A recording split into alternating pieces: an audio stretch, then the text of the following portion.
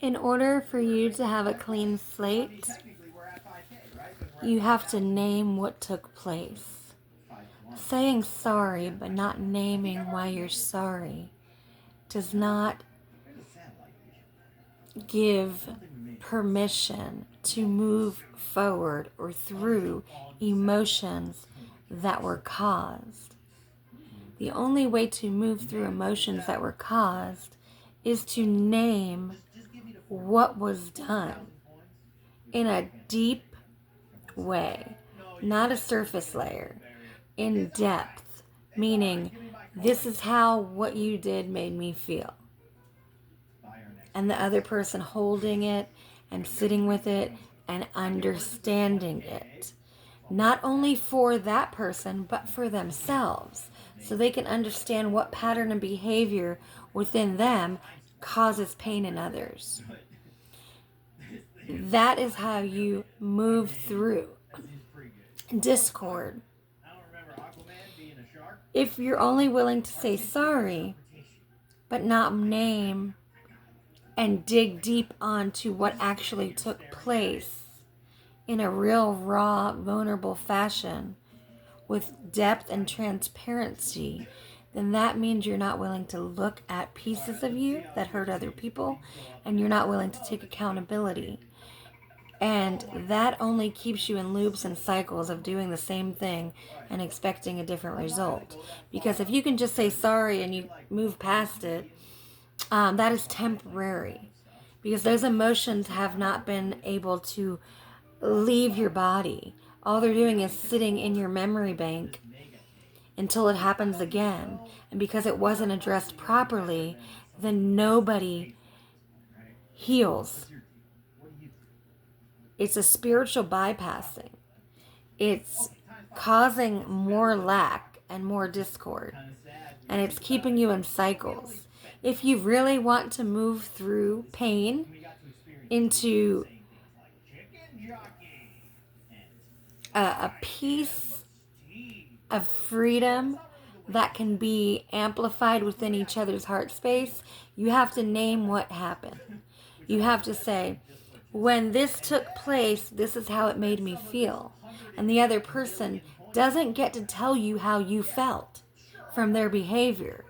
All they need to do, if they love you and want to understand you, is to hear you and try to see where you're coming from.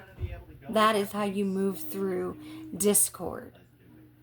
That is how you find middle ground, holy ground, that keeps you guys moving consistently into a space of love and peace and harmony.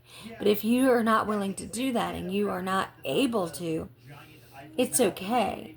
That means you should probably have a pause so you can work on yourself. Because in union, in sacred union, one that you want to last, that has to be done. Because every single relationship, no matter what type of dynamic it is, will have things happen. Because there's two different people in the experience operating from their inner truth, inner knowing, inner pain, inner purpose, and to show up anchored, holding space is the only way to create different. If everything keeps looping and cycling and the same thing keeps happening on repeat, that means that you're not correctly going into the space that caused discord. You're just bypassing surface layer, and that will keep you cycling. So have the courage, the strength to take a breath, pause, anchor in, and hear and feel the other person's experience. And make sure they know it matters. Make sure they know it matters. That is the way to the other side, to freedom, to peace, to love, to harmony, to consistency, where a flow of union and humbleness is at the forefront, not pride and ego. That dies. sovereign states, pure love, pure understanding, and pure willingness to do the work. That's what it looks like to do the work. Individually or together, right? It's a choice. It's always a choice. And if you keep choosing that this is too much, if it is, it is. It's okay. But if you're in union and you want it to work, you have to do the work at a deep-rooted level, not surface layer, not shallow words,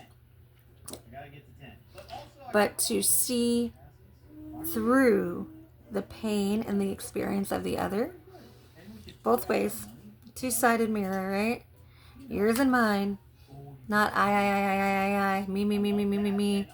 It's us understanding each other from the purest core experiences that shaped us. That is how you move through it, overcome it, and hold space for it to change.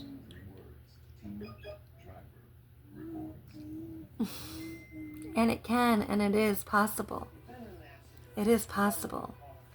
But both people have to be able to hold the space to hear and understand without conflict, with compassion. I love you. Have a blessed day.